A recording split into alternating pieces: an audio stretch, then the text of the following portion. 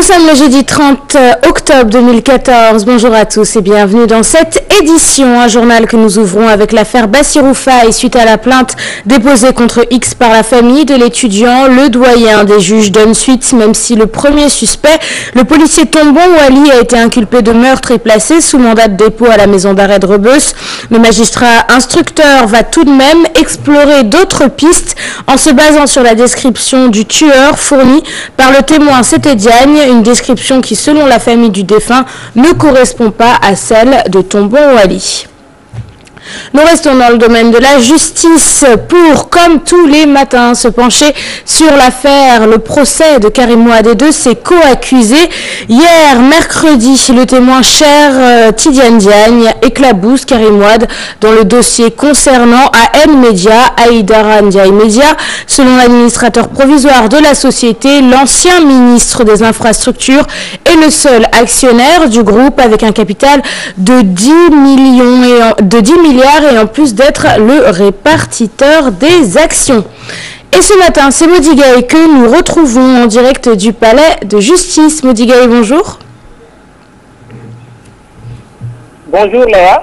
Alors Modi, peux-tu, comme tu le fais si bien, nous donner le programme de cette journée d'audience à la salle 4 du tribunal de justice de Dakar? Alors, le procès vient juste de démarrer Léa à la barre. Le témoin chef Tidiane Diagne est à son deuxième jour d'édition.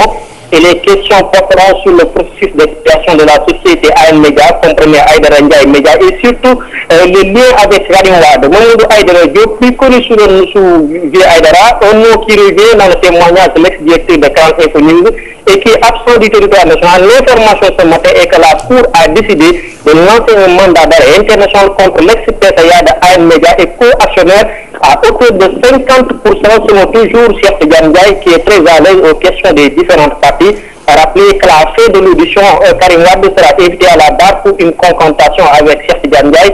Léa, retenez aussi que Pape Diop, l'ex-président du Sénat, et Mansour Gueye, dont les noms ont été cités par Cheikh Tidiane Diaye, sont appelés à la barre ce matin, mais la Cour a décidé de les laisser repartir pour vaquer à leurs occupations, mais ils restent quand même à la disposition de la justice. Le président leur a demandé de laisser leur numéro au greffier au cas où il aurait besoin de. Pour rappeler, Pape Diop est toujours témoin dans cette affaire où son nom est cité dans le montage du dossier AN Media. Léa, si vous n'avez pas d'autres questions. Modi Gaye, vous êtes en direct du Palais de Justice de Dakar. Merci beaucoup. On vous dit à tout à l'heure dans nos prochaines éditions.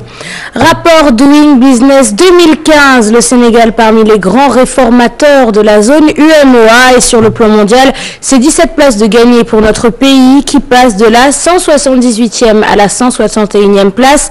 Des résultats obtenus grâce au PSE selon le Premier ministre. Écoutons Mohamed Boun Abdallah Dionne. Il est au micro de Fatou Bintou Conté.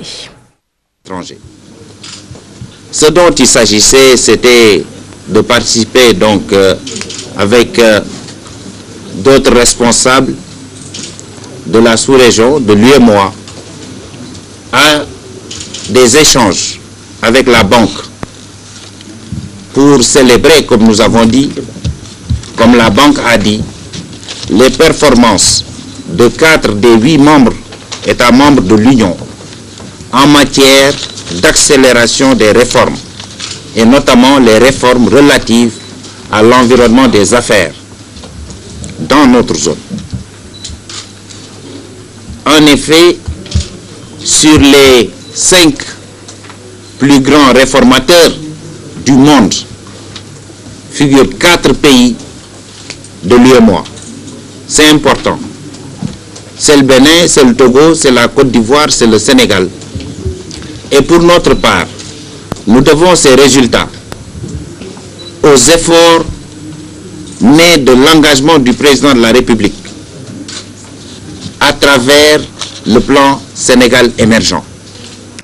Et le président de la République, Macky Sall, justement, qui a fini sa tournée économique dans la vallée du fleuve Sénégal.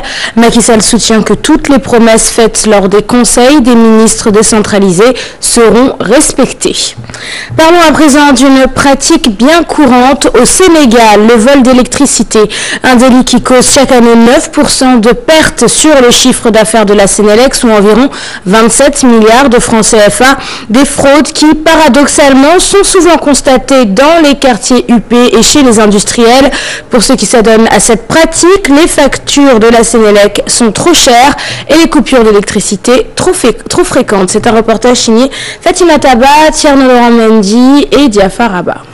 Moustapha Cissé-Lo l'avait dit ce lundi à l'Assemblée nationale, la Sénélec vient le confirmer, la fraude sur l'électricité existe et elle est plus ressentie dans les quartiers UP et industries, selon le chargé de la communication de l'institution. Ce qui est sûr, c'est qu'il y a une fraude dans les quartiers UP, habités par des gens qui sont nantis, et cette fraude a des conséquences énormes, parce que ces gens non seulement fraudent, mais ils ont des moyens de mettre des appareils très consommateurs d'énergie dans cette fraude.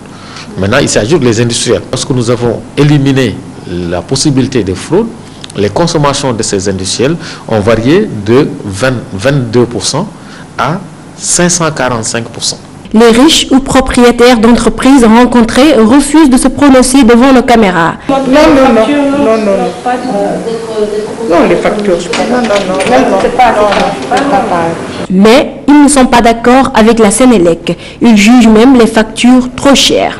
Regardez, 420 000. Et il y a 2 mois, j'ai eu 578 000. Et c'est toujours la même consommation.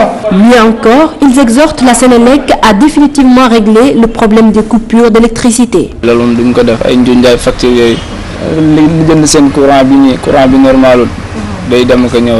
La société, elle, a pris des dispositions. Voler de l'électricité ne sera plus chose facile. Pour les industriels, de nouveaux compteurs et un système de relève qui nous permet de les surveiller à distance à travers les réseaux Internet, de savoir exactement ce qui se passe chez eux, ce qu'on appelle la télérelève. Nous avons introduit des compteurs intelligents pour les grands consommateurs, comme ils disent les gens nantis. Nous saurons de notre bureau qu'est-ce qui est en train d'être fait sur ces compteurs. 27 milliards de francs CFA, c'est la somme que perd chaque année la Sénélec à cause de la fraude sur l'électricité. Une somme qui pourrait permettre à 150 000 ménages de bénéficier du produit. Ce jeudi, le ministre de l'Enseignement supérieur et de la Recherche préside une rencontre de partage avec les établissements d'enseignement supérieur et de recherche d'agriculture. Une rencontre qui entre dans le cadre de la mise en œuvre du partenariat international entre l'université du Ciné Saloum de Kaolack et Agrinium, une association qui regroupe les principaux acteurs de la recherche et de la formation supérieure agronomique et vétérinaire en France. L'université du Ciné Saloum et Agrinium ont signé un accord de partenariat international le 26 juin dernier. Et direction tout de suite en urgence Ouagadougou, au Burkina Faso. Les syndicats, pour revenir sur les faits, ont appelé à une grève générale hier mercredi, au lendemain d'une manifestation qui restera dans la mémoire des Burkinabés. Plusieurs milliers de personnes étaient dans les rues de Ouagadougou. Ils s'opposent à la révision de l'article 37 de la Constitution qui vise à augmenter le nombre possible de mandats présidentiels consécutifs. L'Assemblée nationale doit en décider ce jeudi. Et justement, en ligne avec nous, Elie Kaboré, un journaliste qui travaille au journal L'Économiste du Faso. Il est en direct avec nous de Ouagadougou. À Ouagadougou, monsieur Elie Kaboré, apparemment, bonjour déjà, apparemment le climat est plus que tendu dans la capitale. Oui, le climat est plus que tendu parce que, comme vous l'avez dit, le vote devait avoir lieu aujourd'hui à 10h. Sur l'appel du chef de file de l'opposition, les partisans sont descendus au niveau de l'Assemblée. Ils ont franchi les barrières que l'armée partageait l'Assemblée nationale. C'est tout ce qu'on peut dire.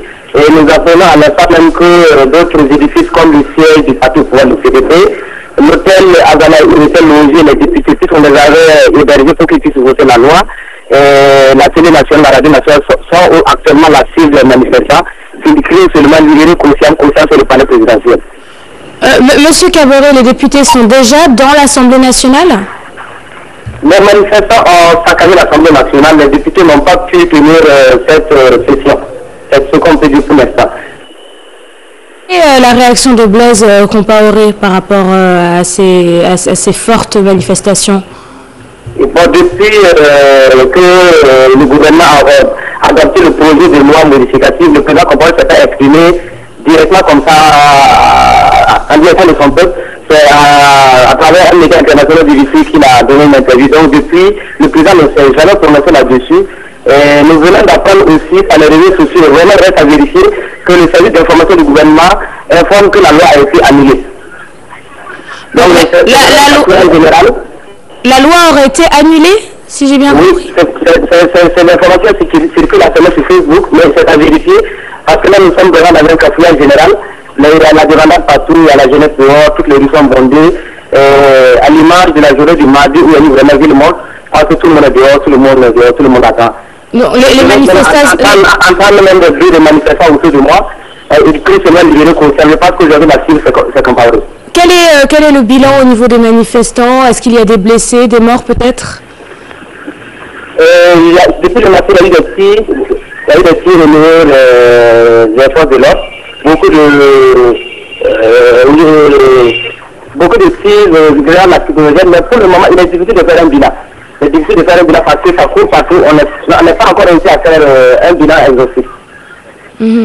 Merci beaucoup Elika Boré, vous êtes journaliste et travaillez à l'Économiste du Faso, un journal burkinabé. Et pour rappel, les manifestants contestent la révision de l'article 37 de la Constitution qui vise à augmenter le nombre possible de mandats présidentiels consécutifs. Et nous vous rappelons que Blaise Compaoré est au pouvoir depuis maintenant 27 ans. Voilà, c'est ainsi que se termine cette édition. Merci de l'avoir suivi. Nous vous tiendrons bien sûr au courant de toute cette suite d'événements au Burkina Faso et du reste de l'actualité, bien sûr, direction www.gfm.sm. Prochain rendez-vous de la rédaction, c'est à 13h avec le journal en Wolof. Je vous souhaite une très bonne journée, une excellente suite des programmes sur notre antenne.